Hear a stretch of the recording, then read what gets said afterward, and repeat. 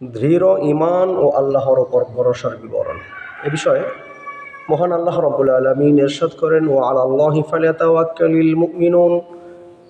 আল্লাহ তাআলা বলেন, আল্লাহর উপরই মুমিনদের নির্ভর করা উচিত। আল্লাহ তাআলা আরও বলেন, ফাইদা আযামতা ফাতাওয়াক্কাল আলাল্লাহ। অর্থাৎ এরপর তুমি যখন চূড়ান্ত সিদ্ধান্ত গ্রহণ করেছ তখন মহান আল্লাহর ওপর নির্ভর করো। আল্লাহ তাআলা আরও বলেন, ওয়াই ইয়াতাওয়াক্কাল আলাল্লাহি ফাহুয়া হাসবু। আর যে ব্যক্তি মহান আল্লাহর ওপর নির্ভর করে তিনি তার জন্য যথেষ্ট।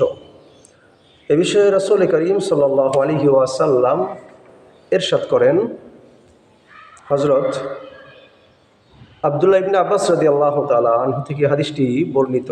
রাসূলুল্লাহ সাল্লাল্লাহু আলাইহি ওয়াসাল্লাম বলতেন, হে আল্লাহ রাসূল দোয়া করতেন, হে আল্লাহ, আমি আপনারই জন্য আত্মসমর্পণ করেছি, আপনারই প্রতি ঈমান এনেছি, আপনারই ওপর নির্ভর করেছি, আপনারই দিকে মনোনিবেশ করেছি এবং আপনারই জন্য কলহ বিবাদ করেছি।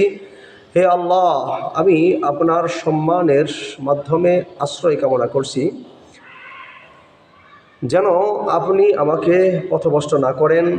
আপনি ব্যতীত আর কোনো ইলাহ নেই, আপনি চিরঞ্জীব ও অমর, আর জিন ও ইনসান সবই মরণশীল। এ হাদিসটি বুখারী, মুসলিম এবং মুসনাদ আহমদে এ হাদিসটি বর্ণনা করা হয়েছে। এ বিষয়ে রাসূল করিম সাল্লাল্লাহু আলাইহি ওয়াসাল্লাম তিনি আরও ইরশাদ করেন, হযরত আব্দুল্লাহ ইবনে আব্বাস রাদিয়াল্লাহু তাআলা আনহু থেকে এ হাদিসটিও বর্ণিত। তিনি বলেন, হযরত ইব্রাহিম আলাইহিস সালাম যখন আগুনে নিক্ষিপ্ত হলেন তখন তিনি বললেন, হাসবুনাল্লাহু ওয়া নি'মাল ওয়াকিল। মহান আল্লাহই আমার জন্য যথেষ্ট এবং তিনি উত্তম কর্মবিধায়ক। আর লোকজন যখন মুহাম্মদ সাল্লাল্লাহু আলাইহি ওয়াসাল্লাম এবং তার সাহাবীদেরকে বলল, মুশরিকরা তোমাদের বিপক্ষে সমবেত হয়েছে, সুতরাং তোমরা তাদেরকে ভয় করো, তখন তাদের ঈমান বৃদ্ধি পেয়ে তারা বলেছিল, মহান আল্লাহই আমাদের জন্য যথেষ্ট এবং তিনি উত্তম কর্মবিধায়ক। তখন তিনারা দোয়া করেছিল, হাসবুনাল্লাহু ওয়া নি'মাল ওয়াকিল। আল্লাহ রাব্বুল আলামিন আমাদেরকে এই দোয়াটি বেশি বেশি করার জন্য তৌফিক দান করুক।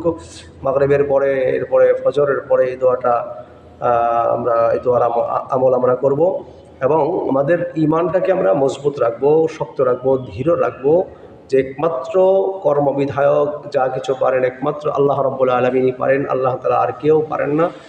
সমস্ত ক্ষমতার মালিক হলো একমাত্র আল্লাহ। আল্লাহ রাব্বুল আলামিন আমাদের ঈমানকে খাঁটি